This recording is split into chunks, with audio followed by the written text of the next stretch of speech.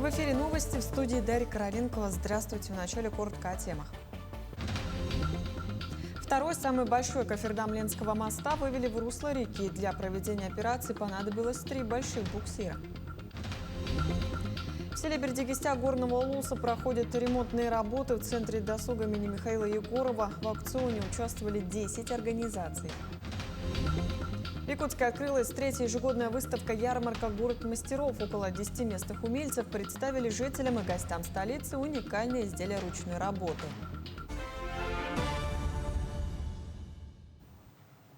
Якутия демонстрирует рекордные показатели в добыче драгоценных металлов и ставит амбициозные цели до 2035 года. За первое полугодие в регионе добыто 24 тонны золота, а по итогам года планируется достичь отметки в 56-57 тонн. Благодаря росту мировых цен и притоку инвесторов, золотодобывающая отрасль стала лидером по налоговым поступлениям, обеспечив 20% доходной части бюджета республики.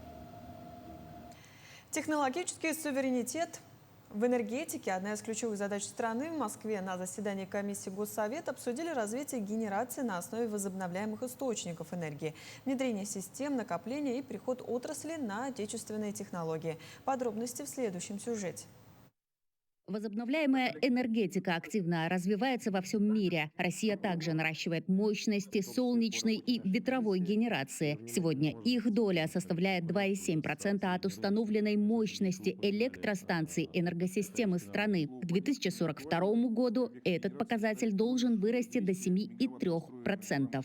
Конечно же, самое важное, что сегодня мы видим, что появился технологический задел у российской энергетики в области как раз возобновляемой энергетики. Мы видим, что и по системам накопления энергетики, по непосредственно уже солнечным батареям, по ветряной генерации есть очень серьезные уже решения, которые позволяют говорить о наличии уже полной такой технологической цепочки уже в российской энергетике. Одна из ключевых задач – обеспечить отрасль собственными технологиями от производства оборудования до эксплуатации объектов. Отдельное внимание участники заседания уделили системам накопления энергии. Они позволяют повысить надежность энергоснабжения и компенсировать дефицит мощности. 3 таких объекта планируют создать на юге России. В Крыму до 100 мегаватт и в Краснодарском крае на 100 и 150 мегаватт. Развитие отечественных решений особенно важно для удаленных территорий. Практический опыт уже есть в Якутии. В республике модернизируют энергоснабжение труднодоступных поселков, объединяя дизельные станции с солнечной генерацией. За последние годы здесь реализовали 14 гибридных энергокомплексов общей мощностью 35,7 мегаватта. В этом году планируется запуск еще 3 объектов. Вот в Якутии мы реализуем эти проекты, потому что мы видим существеннейшую экономию очень дорогого дизельного топлива. Как раз на этих проектах она доходит до 25-30%. И вот даже те проекты, которые сегодня уже реализованы к компании «Русгидро», у нас в Якутии, они позволяют сегодня уже около 5% дистоплива, которое ранее заводилось, на Якутию экономить. Тему развития энергетики, в том числе внедрения новых технологий, накануне Айсен Николаев обсудил с президентом России Владимиром Путиным. Глава государства поручил вице-премьеру Александру Новаку поддержать предложение комиссии Госсовета. Речь, в частности, идет о проекте перехода угольных электростанций от сверхкритических параметров к суперсверхкритическим. Это позволит повысить их эффективность более чем на 50%. Президент дал очень конкретные поручения поддержать те предложения, которые наша комиссия выработала. Мы уже с заместителем председателя правительства Российской Федерации Александром Валентиновичем Новаком встретились, обсудили. И на Российской энергетической неделе отдельное заседание нашей комиссии по энергетике будет проводиться как раз по дальнейшему продвижению этой темы, чтобы у нас в стране появились новые угольные электростанции, которые будут работать на новых технологиях. По итогам заседания комиссии подготовлены предложения для правительства России. Они направлены на развитие отечественных технологий и укрепление энергетической безопасности страны. Айсана Бурнашова, Виктор Олисов, Москва. Второй, самый большой кофердам Ленского моста вывели в русло реки. С учетом установленного в нем оборудования общий вес конструкции составляет около 4000 тонн. При этом кофердам сразу установили в проектное положение. Для проведения операции, как и в прошлый раз, понадобилось 3 больших буксира, суммарная мощность которых составляет почти 5500 лошадиных сил.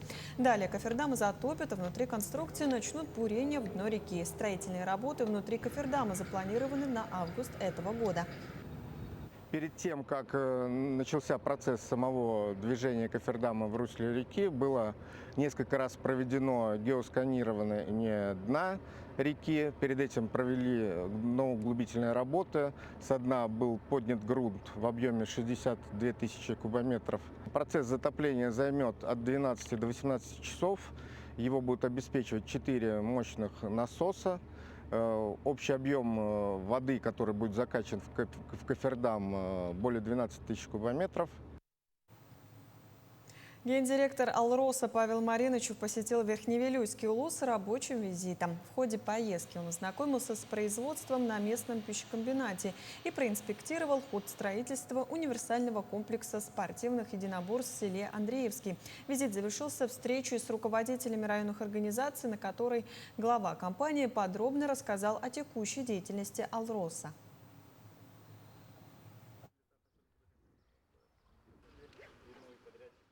Посетили ряд объектов, в том числе пищекомбинат, строящийся спортивный объект, достигли кое-каких решений там.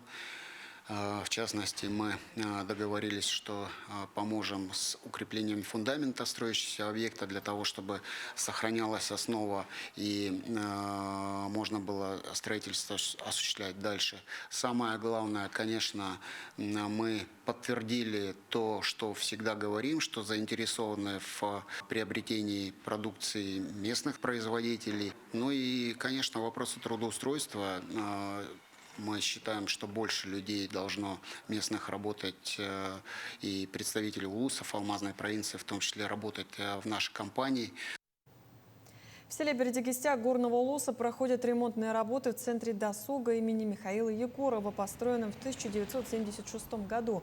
Ремонт осуществляется в рамках программы поддержки местных инициатив. По сообщению местной администрации, в аукционе участвовали 10 организаций. Победителем было признано частное предприятие под руководством Федора Трофимова. На сегодняшний день выполнено около 70% от запланированного объема работ. Обновлены полы, фойе, стены и дверные проемы.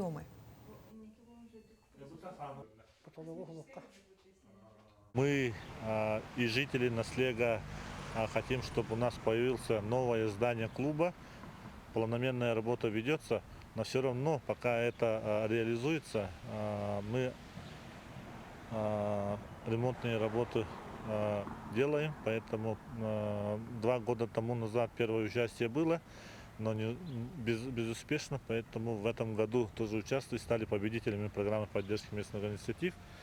Центр досуга насчитывает около 40 клубных формирований, из них самые большим авторитетом пользуется Бердигистякский народный театр, различные ансамбли и различные кружки по интересам. И в конце концов все мероприятия мы проводим здесь.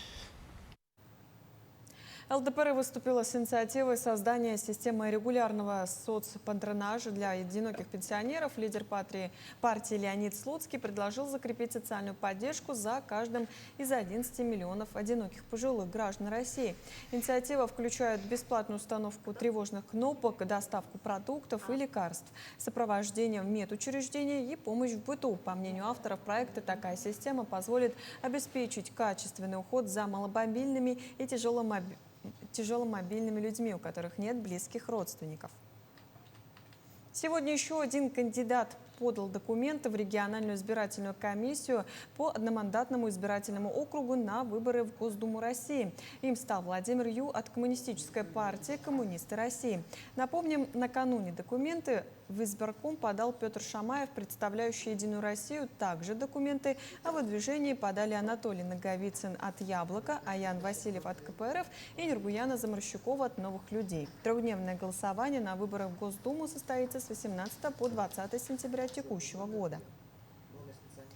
29 октября этого года отметят столетие удивительной женщины Селектеи Алексеевны Курчатовой, уроженки Алекминского района. Так, много лет назад скромная девушка смогла покорить большой мир силой ума, характера и силы воли. Подробности у Елены Фаст. Сын, внук и родные известной общественницы политика решили отметить столетие дочери Алекминской земли необычно – выездом на малую родину Селектеи Алексеевны Курчатовой. Которая является почетным гражданином Алекминского района, которая родилась здесь, в первом нерукейском наследии, село Кудубес. Ну, она общественный, политический деятель и партийный деятель. Алекминские родные побывали в селе Кудубясь первонерюктянского наслега, откуда родом Селектея Алексеевна. Так к воспоминаниям добавились новые истории. Бабушка была для меня, скажем, таким человеком, который вокруг себя собирала всех наших родственников, друзей, семьи. И была, скажем, таким лидером. Ну, по мере взросления, конечно, я понял, что она была непростым человеком, с непростой судьбой, но, тем не менее, она всегда на все смотрела жизнерадостными глазами, всегда улыбалась, смеялась. Важно сохранить память о людях, которые построили наше сегодня. Ну, мы живем в непростое время, поэтому думаю, что человек, который может стать моральным ориентиром, показывает, что в любое время нужно быть человеком с большой буквы, как она говорила. И думаю, это могло бы стать очень таким важным звеном в образовательной части. Это не последняя встреча, улыбнулся Алексей Петрович. Елена Фаст, Алекминск.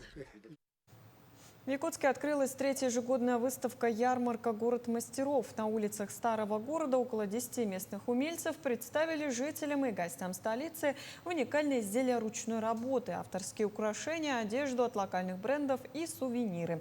Программа мероприятия, ставшего традиционным летним событием, также включает проведение творческих мастер-классов для всех желающих. Я вообще работаю, конечно, в университете, да, но сегодня здесь, на городе мастеров, я представляю работу своей подруги, то есть Савиной Александры, которая рисует буквально от себя, да, от души на футболках.